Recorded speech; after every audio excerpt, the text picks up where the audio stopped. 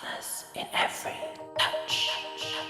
Made with high quality cotton extracts and 100% virgin fibers for all moments.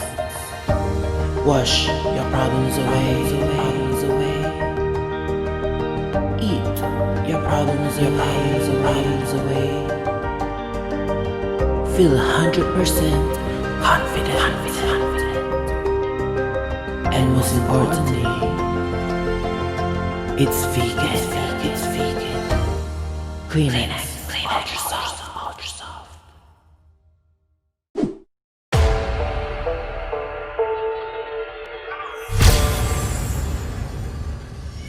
Hi, welcome back to our Slumber Party. I'm Anaconda. I'm Delaro. I'm Anastasia. I'm Farah Shamrock. I'm Tiara Sorrell, and we are the deadly House of Miss Joaquim. Okay guys, I'm actually a bit worried. Today's topic is gonna be a little bit touchy and very sentimental. Okay. Is it Halloween? We are going to talk about death. Yeah, losing a loved one. Okay. I am very, very scared because I don't know what's gonna happen. Okay, so like, does anyone have any experiences with like losing a loved one to like natural death? Go, bro. I think okay, I can touch on what I really talked about on the previous episode, Yeah. where I experienced losing my dad. Yeah, I think the whole experience itself was I don't know, it was painful, but it was enriching. I learned a lot, and then it was a lot of realization. Yeah. I think since you tell the story on the previous episode, like I think we didn't get to know like how do you cope with losing your dad? How do you get yourself up from there? I think when I lost my dad, I was very newly in a relationship with. Yeah. Many censor. Yeah. So I had a pillar of support, Yeah. Okay. but we all the three of us, my mom, and my sis, we all had our own different coping mechanism. I believe my sis was more in denial. My mom was more of like trying to move on, and then there's me who was just like brushing everything under the carpet. Yeah. So I went on a splurge. Like I was just trying to make myself feel better. So I was just splurging. Yeah. Now you see the collection of shoes. It started because of that. Oh, okay. Yeah. So it was because of that lah. But losing him made me actually realize a lot more about my late dad. Yeah. It taught me a lot as well. Like when I lost him, and then I started to reflect. Like I asked myself, like, why did I not find time to actually, connect with him more, spend time with him more, and that's when I realized my dad was so busy working upon retrenchment that we did not have family time. And here I am today, currently working 6 days a week, complaining about pushing through a 12-hour shift when my late dad worked 3 jobs a day, coming home to sleep for 2 hours and then going back to work every single day. Respect. So I did not notice this until when there was one random day, I think he was sick, so he was at home.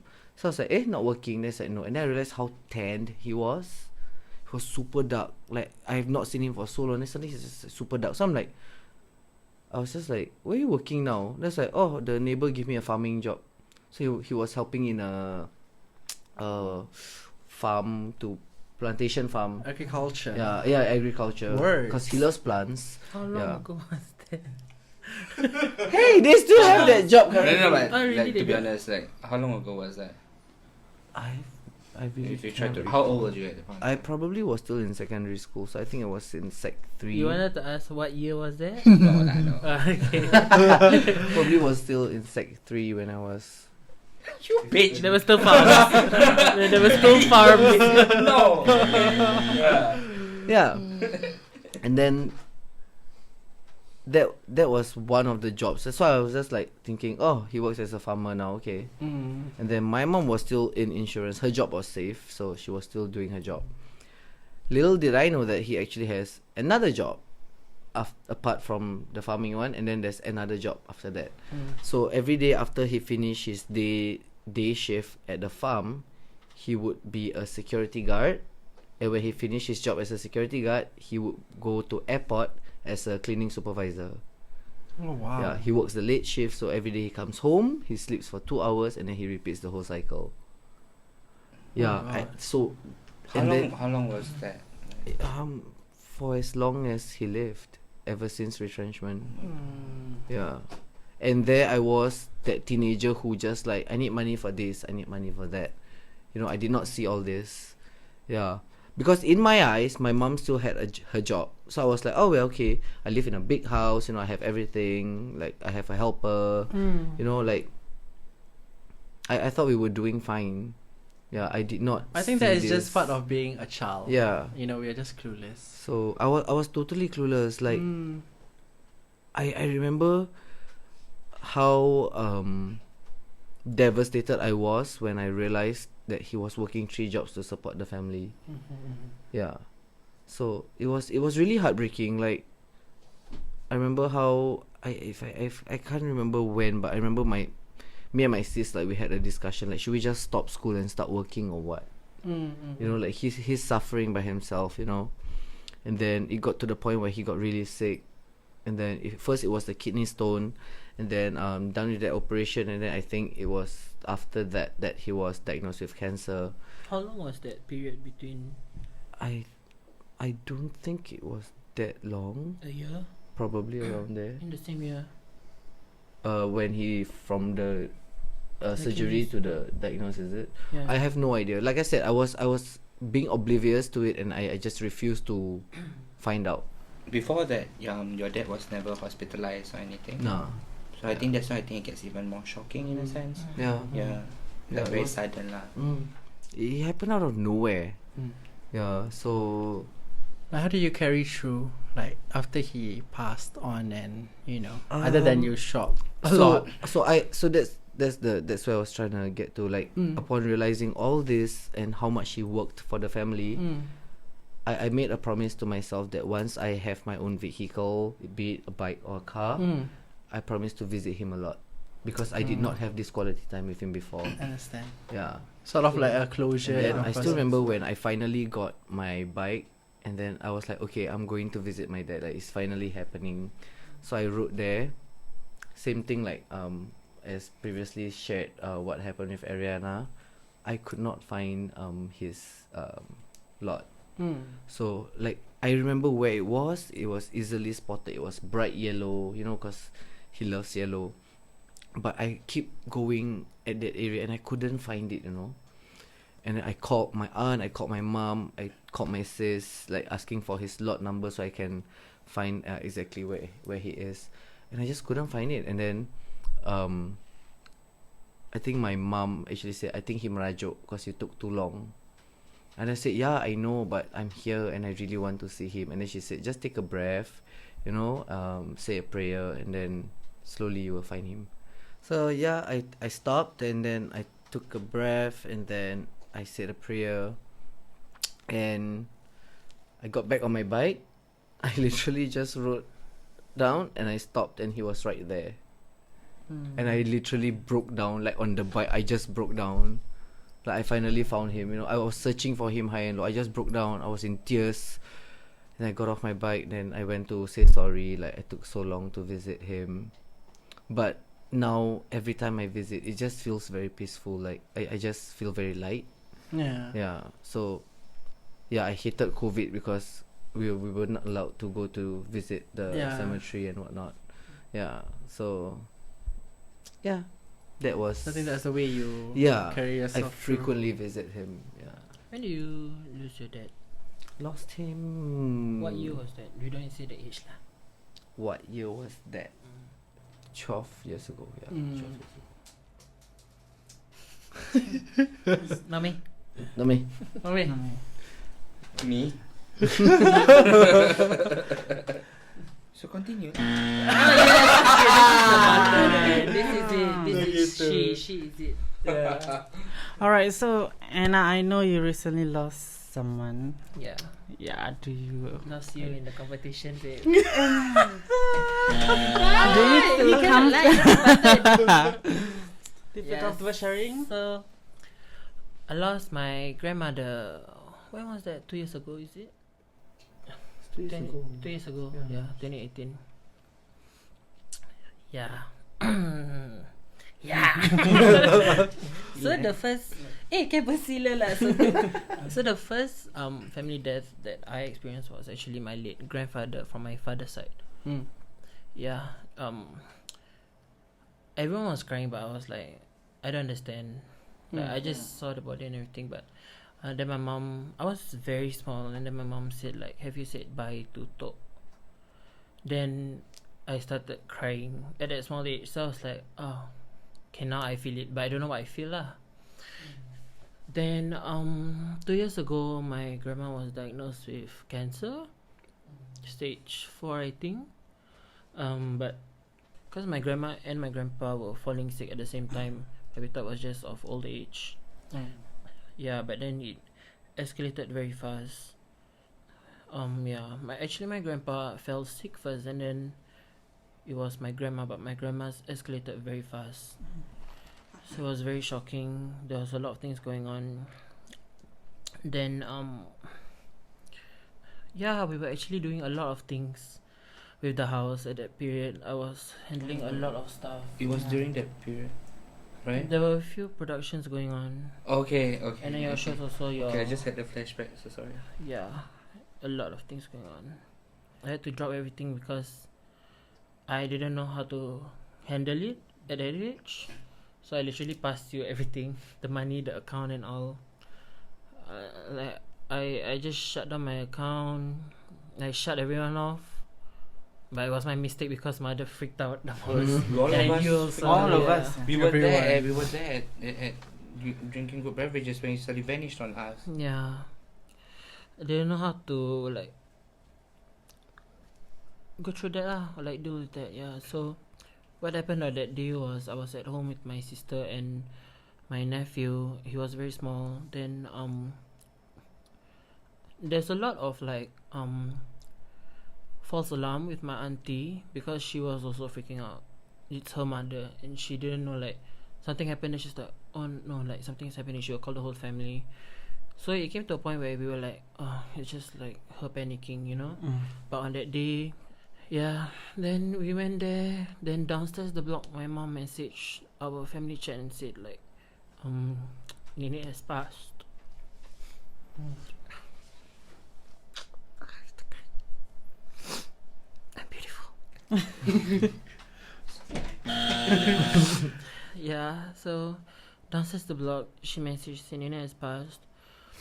And I remember my sister was still trying to handle my nephew. Like, it was very difficult. Yeah, I think it was less than a month. So my sister was still in quarantine. Maternity leave? That 40 days you're supposed to stay quarantine, at home. Yeah. Oh really? Yeah, so but we went out, you know, and Pantang, yeah. Oh, okay. Yeah, then another block. I was like, damn it. If I was just a bit faster, you know, can still see. The last few days before that, we were visiting her often, and like, oh my God. I wanna tell this story, but I cannot. Usually we would like salam her lah. She's already on the hospital bed at home. We will salam her. And sometimes we'll talk to her, we'll hold her hand. You wanna chill first? I got this. Press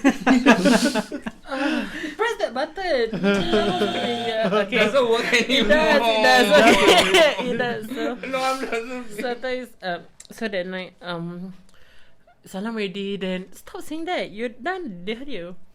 Sorry. Voices inside. For moments, Then, 6 cars. I came out from the toilet after that. I wanted to go out already. Then she's like, salam Nini. And I was like, dah salam. She's like, salam lagi. Like, so like she said, salam. Like, you can still salam me, salam. Yeah, that was the last.